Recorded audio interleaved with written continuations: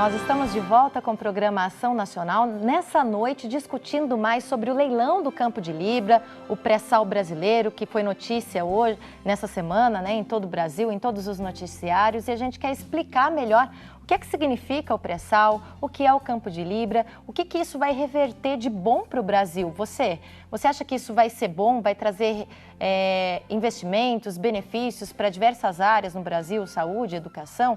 É isso que a gente está discutindo hoje. Se você tem dúvida, manda para a gente por e-mail ou por telefone, ainda dá tempo, nós estamos no nosso terceiro bloco.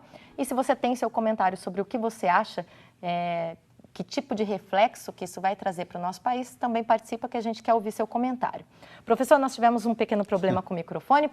Programa ao vivo é assim, a gente faz ao vivo e está sujeito a problemas técnicos. A gente vai responder de novo o que é que significa os royalties, né?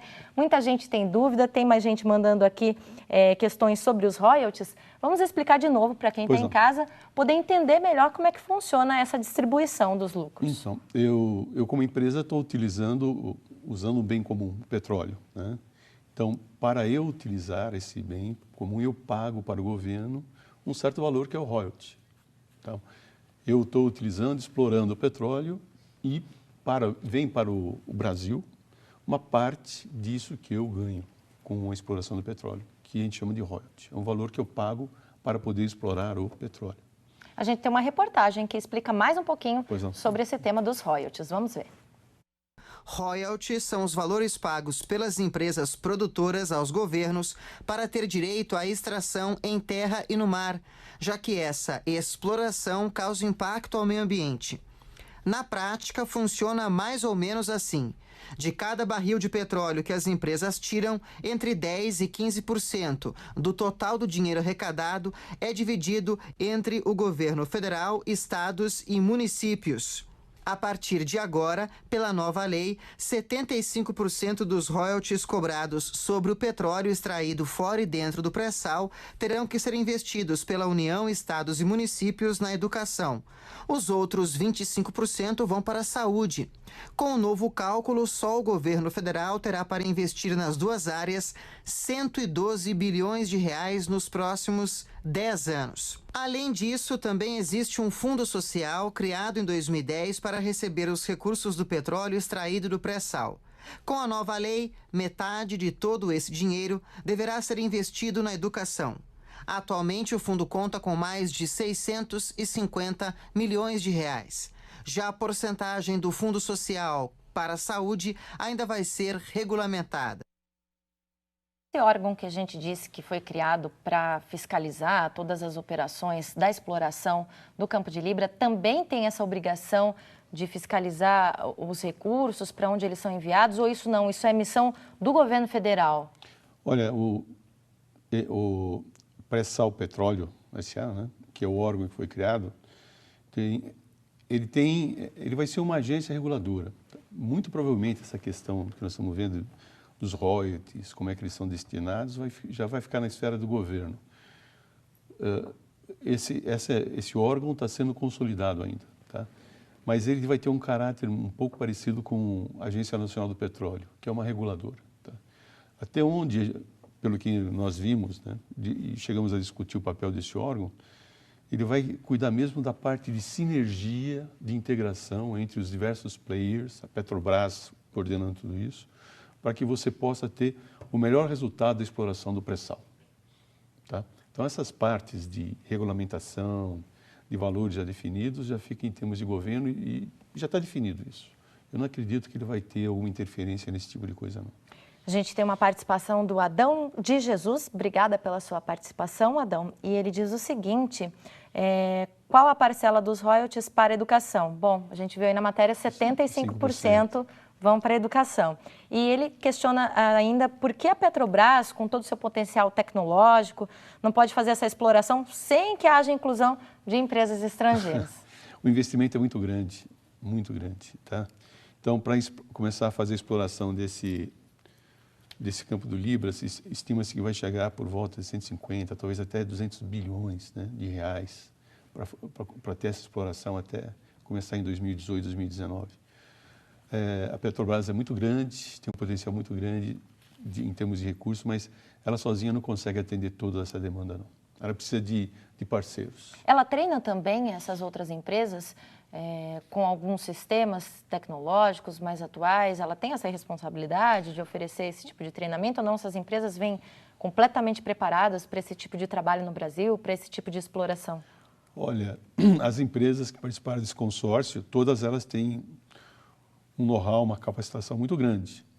E essas empresas internacionais na exploração de petróleo, elas são, em muitos campos, elas são complementares. Então, a gente falou da exploração em águas profundas, né? Que é o caso do pré-sal. A Petrobras está muito bem servida, tem tecnologia. As outras têm experiências em outros campos, então são complementares. Não pode haver disparidade de tecnologias e nem de objetivos. Tem que caminhar junto, né? Caminhar junto. Tem uma participação aqui do José Aguinaldo, ele é de Barra do Mendes, na Bahia. Obrigada, José, pela sua participação também. E ele fala sobre essa questão também envolvendo aí a questão do envolvimento de empresas privadas, né? Sim. Ele acha que, de repente, se não houvesse participação dessas empresas particulares, seria melhor, mas só que na mão de pessoas sérias. Bom, aí é que a gente vai ver durante todo esse trabalho, durante esses 30 anos, viu, José? A gente vai ficar acompanhando para ver como é que esse trabalho vai ser realizado no Brasil. Se ficasse só na mão da Petrobras, seriam anos e anos para começar a explorar os poços de petróleo. Tá? Como o ministro Lobão falou, é preferível nós termos parceiros internacionais e ter riqueza rapidamente para o Brasil do que esperar 50, 60 anos para ter esse benefício. Ele está coberto de razão. Nós temos que ser pragmáticos nisso. Tá? Nós temos que procurar resultados. E essa é uma riqueza muito grande nossa, do Brasil. E mesmo que tiver, se nós vamos ter parceiros de fora para ter essa riqueza, por que não? Vamos fazer a parceria. Vamos fazer a parceria. Envolvendo ainda sobre a questão do meio ambiente, que nós falávamos há pouco também, o Carlos Francisco de Campinas, ele fala da poluição ambiental que existe hoje no Brasil, e da punição sobre ela, da falta de punição muitas vezes, e agora com a exploração do petróleo cada vez maior, devido a interesses financeiros mundiais, como é que fica tudo isso? Quer dizer, as pessoas em casa questionam, né? Será que isso polui o meio ambiente, não vai ter punição para ninguém, as pessoas vão explorando cada vez mais os recursos naturais e fica por isso mesmo? Olha, existe, por parte do governo, toda uma legislação específica, né?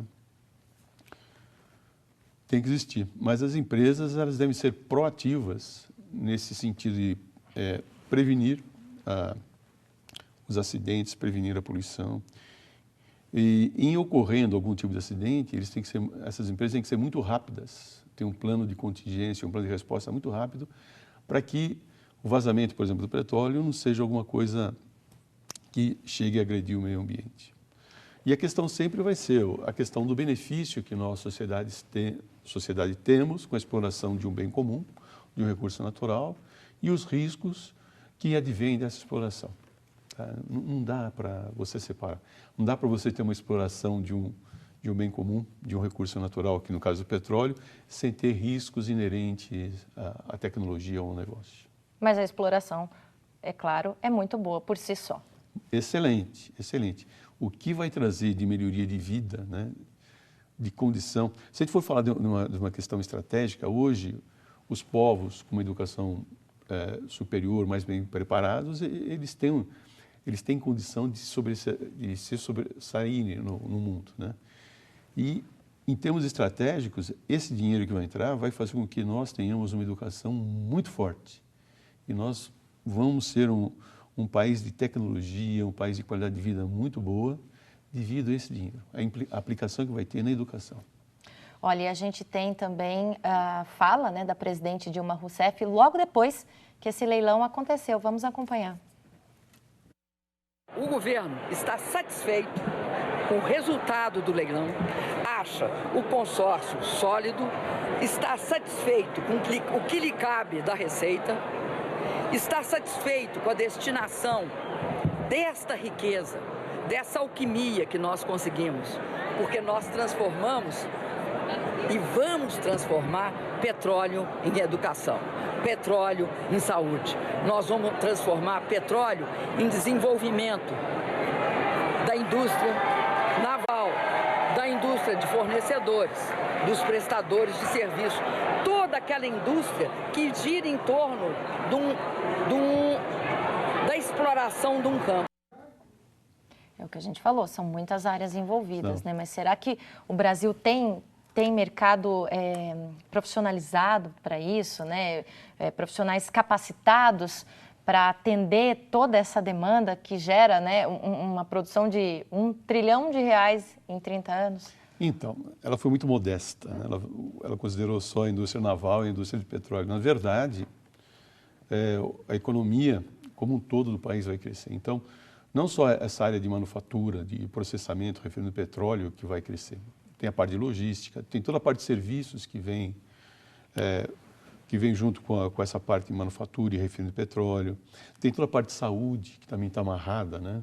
Para que a economia faça um avanço na melhoria da saúde de todas as pessoas. Agora, a questão da educação é fundamental. O que as entidades, as escolas têm que olhar para frente e ver o que é necessário, né? Para daqui 4, 5 anos, elas têm que ter em termos de curso, em termos de formação, para preparar os profissionais. Tá? Eu dou aula no Unisal. Nós temos um curso de MBA, né, muito voltado para a área de petróleo, né, para a área de exploração de gás também. A gente está olhando para frente, vendo a necessidade que vai ter de uma série de profissionais que hoje já trabalham em diversas áreas, que eles deverão ser transformados, né, convertidos, terem uma educação complementar para poder trabalhar nessa riqueza. Nessas áreas. Exatamente. Olha, a gente volta falando mais sobre a mão de obra que vai envolver, a mão de obra capacitada, as pessoas que vão ter que se profissionalizar cada vez mais para atender toda a demanda do mercado de petróleo no Brasil e também respondendo as perguntas que estão chegando, tá bom? Se você tem dúvida, aproveita o intervalo, escreve para a gente ou liga e a gente responde no próximo bloco.